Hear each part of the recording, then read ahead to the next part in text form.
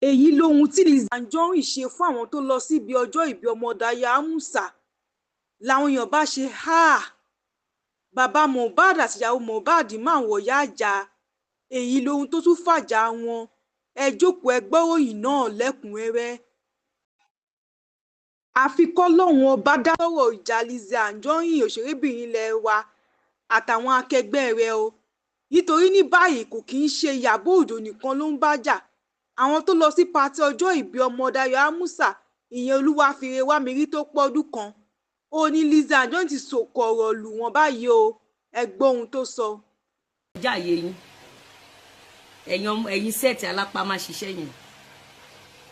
ẹ lè ṣe kẹ má kọjá àyè yín láyé yín tẹ wá mi nídìí yẹn ẹ lè ṣe ẹ̀yin ọmọ alápá máa ṣiṣẹ́ yẹn pẹ̀lú àkísà tẹ tòjọ́ lórí ara wọn yẹn lẹ́tún ṣì ń ráyè sọ́ọ̀bù wọ́n lẹ̀ ń ju sọ́ọ̀bù fún warriors ṣé warriors ni bàbá ọmọ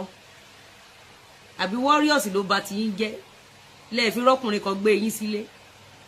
kọ́ tiẹ̀ fún yín lórúkà ẹ máa ń kọjá àyè yín pé ẹ ní kọjá àyè yín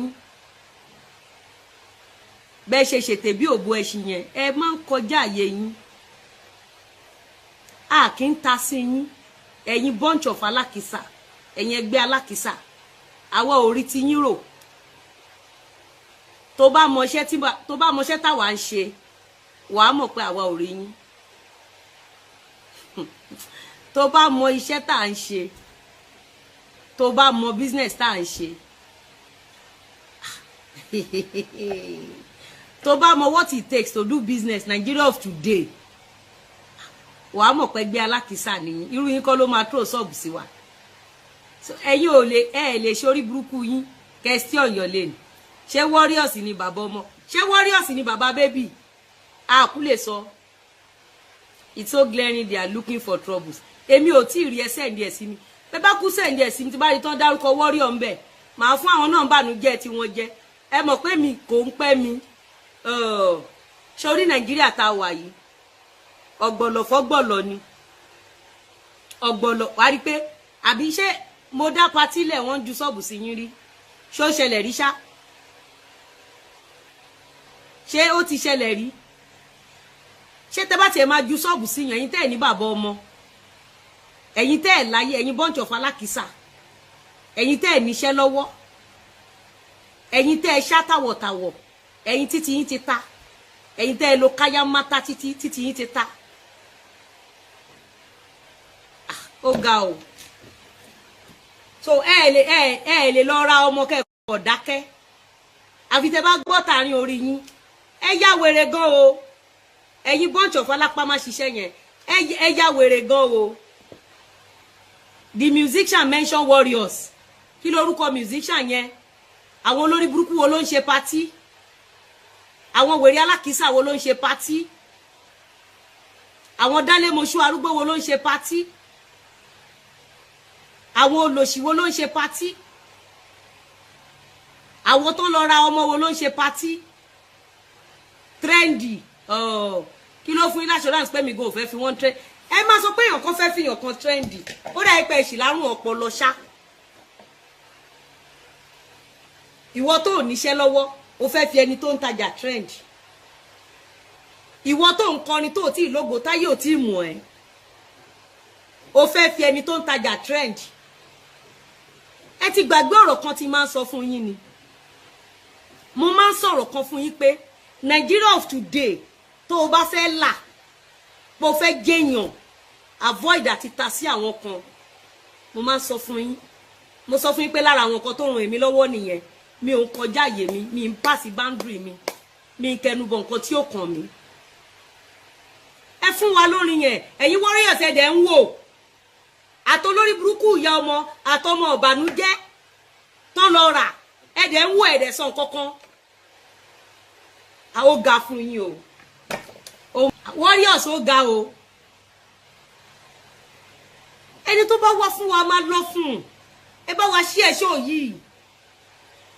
oh God kò wá sí kankan tó kọ̀ tí orin ta ló lọmọ tí ò ní bàbá tó wá ń pe warriors níbi tó ti ń ṣòṣì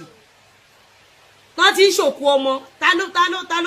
ta ló lọ ń dárúkọ warriors mi tó ti ń ṣòkú ọmọ ẹ ya wèrè gan o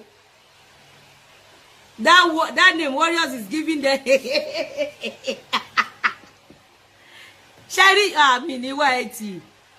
Ọládìméjì mi ọ̀wọ́n orí ẹ wà ń bẹ̀ bó ṣe bá mi pín nìyẹn ẹ wo bẹ́rò ṣe fò lọ sókè nsìn a dẹ̀ fẹ́ jáṣọ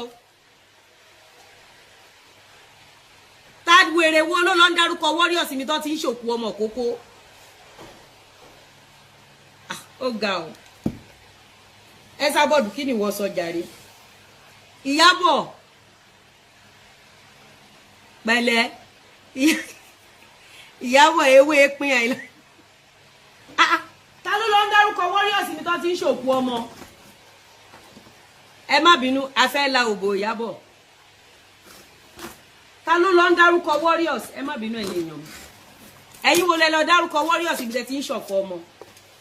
ṣé ẹ kò lè dúró sórí ọwọ́ yín Naisabo need serious causes not that baby ńgbà téèyàn bá lọ ṣòkú ọmọ tẹ́bẹ̀ sí ní true àwọn èèyàn ọmọ yẹn ò lè ní lárí náà. ọ̀rọ̀ ikú ìlórí àbá táwọn olólùfẹ́ mọ̀ sí Mohbad kò mà tí tàn nílẹ̀ láìpẹ́ yìí ni àwọn ẹbí Mohbad sọ pé Wùmí ò gbọdọ̀ já lọ́ba mọ́ nítorí pé Mohbad ò fẹ́ níṣu lọ́kà àti wípé kò fẹ́ lábẹ́ òfin kankan táwọn ẹbí sì yan àwọn èèyàn márùn-ún láti máa mójútó àwọn dúkìá Mohbad ṣùgbọ́n tí wọ́n sọ pé lẹ́yìn tí àwọn bá ṣàyẹ̀wò ẹ̀jẹ̀ fún ọmọ Mohbad yẹn Liam tó bá jẹ́ pé Mohbad ló bí àwọn ó sì fi orúkọ rẹ̀ sí i ṣùgbọ́n ní báyìí o ìyàwó Mohbad yẹn Wùmí Alọ́ba ti gba ilé ẹjọ́ lọ láti sọ pé kí ilé ẹjọ́ dáwọ́ ẹnikẹ́ni lọ́wọ́ kọ́ láti má ṣe àmójútó dúkìá Mohbad tí wọ́n sì tún kéde ní ìwé ìròyìn pé kẹ́nikẹ́ni má fi ọ̀nà ẹ̀rú láti